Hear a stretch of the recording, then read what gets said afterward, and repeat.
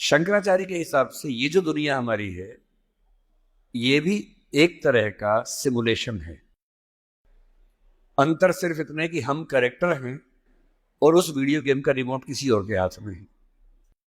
कोई हमारे साथ खेल रहा है और हमें लगता है कि मैं सीए बन गया, वहां से बटन कैसे चलाया, अब सीए बन गए। पर आप उछल रहे हैं, ये कर रहे हैं, वो कर रहे हैं, अचानक उससे गलती हुई, यहां मामला खत्म। जैसे वीडियो गेम में आपसे गलती हुई, 15 वाला खत्म हो जाता है। इतनी फानी किस्म की जिंदगी, इतनी बुलबुले जैसी जिंदगी, उस जिंदगी में इन छोटी छोटी बातों में इतना लीन होकर डूबे रहना, मेरे ख्याल से इससे खराब जिंदगी कोई नहीं हो सकती। और इसलिए जो करना है वो ये है कि जिंदगी में होते हुए अपनी जिंदगी को बेहतर कैसे बनाना है। फाइनेंशियल चीजों से कंप्रोमाइज न करते हुए अपनी बाकी जिंदगी को बेहतर कैसे बनाना है। और जिंदगी बेहतर है यानी इसके 4-5 पैरामीटर्स हैं। सबसे गहरा पैरामीटर ये है कि आपके पास जीने का कोई पर्पस है या नहीं, और है तो कितना बड़ा पर्पस है। कुछ लोगों के पास होता है, मुझे सबको हरा देना है, फर्स्ट आना है, 1 करोड़ कमाना है, ठीक है, पर्पस है, पर यह पर्पस बहुत दूर तक हेल्प नहीं करेगा। इससे बेहतर पर्पस होता है एक समय के बाद कि आप अपनी क्रिएटिव इनसाइट को आगे बढ़ाएं।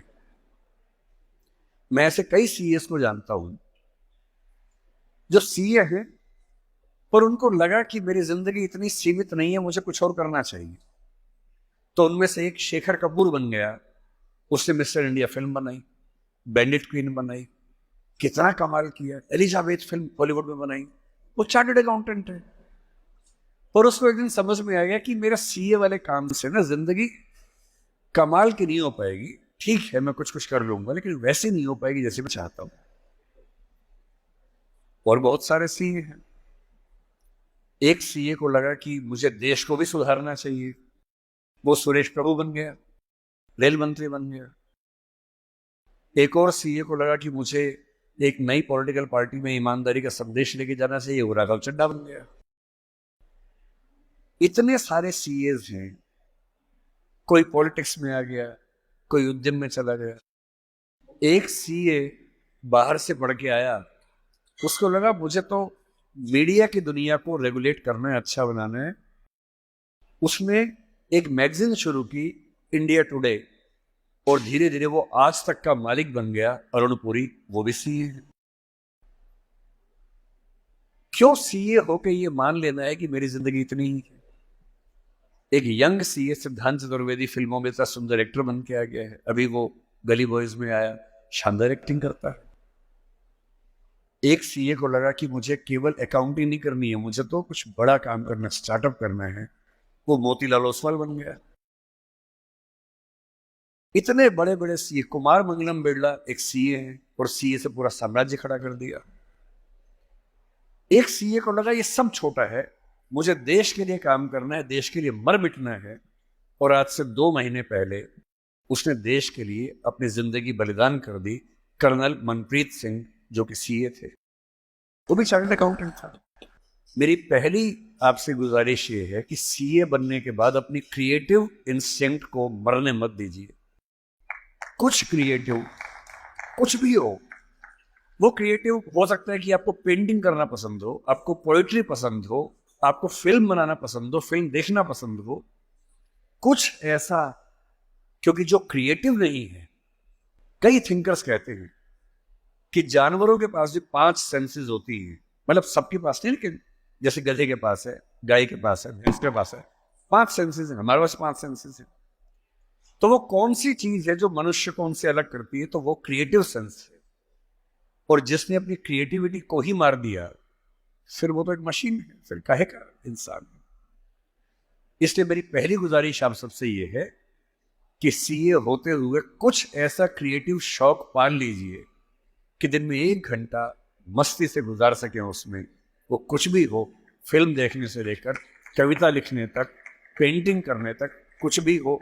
गाना हो, गाना सीखिए, सिंगिंग सीखिए, इस उम्र में सीखिए, तबला बजाना सीखिए, हारमोनियम सीखिए, गिटार सीखिए।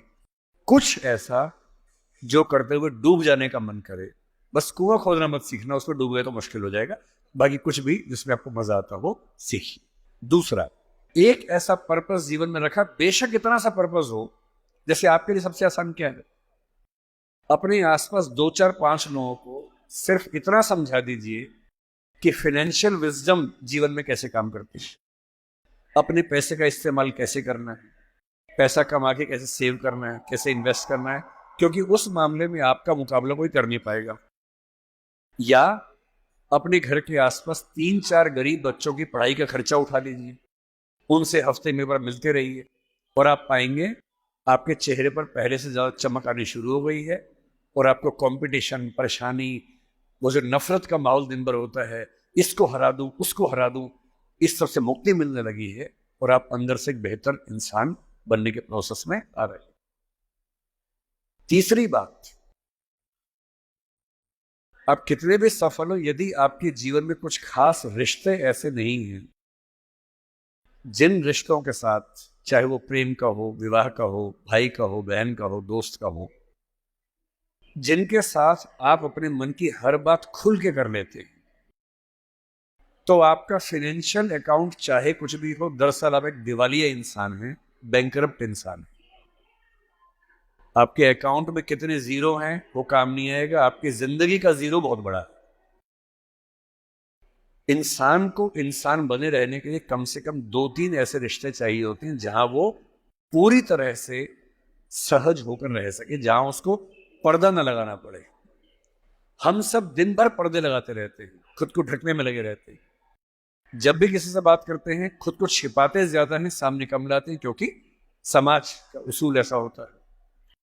कोई तो ऐसी जगह हो, कोई तो ऐसा इंसान हो जहां आपको पर्दे की जरूरत ना हो, आप खुल के अपने मन की बात, हर बात कह सके। इसलिए मैं अपने जो काउंटर पार्ट्स हैं, चाहे वो सिविल सर्वेंट्स हो, चाहे आप सीए हैं, मैं अक्सर कहता हूं कि जिंदगी की बैलेंस शीट में पैसे के साथ साथ creativity, emotional satisfaction, personal space.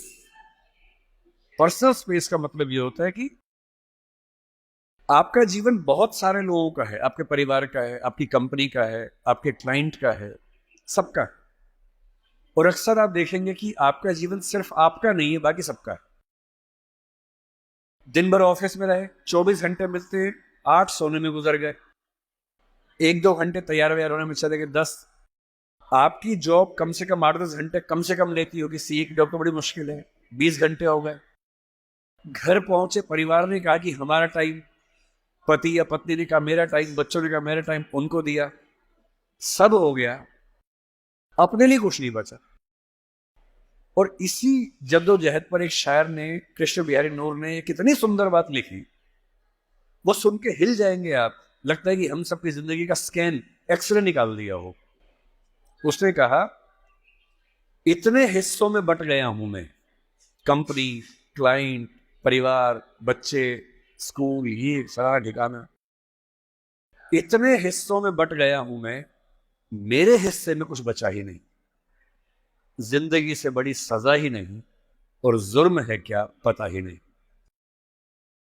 तो जब जिंदगी के अपने हिस्से आप बांट रहे हो सबके लिए, हो सके, मैं तो करता हूं रोज, हो सके तो रोज कम से कम आधा या 1 घंटा सिर्फ अपने लिए रखना है, जिसको मी टाइम कहते हैं आजकल के लोग।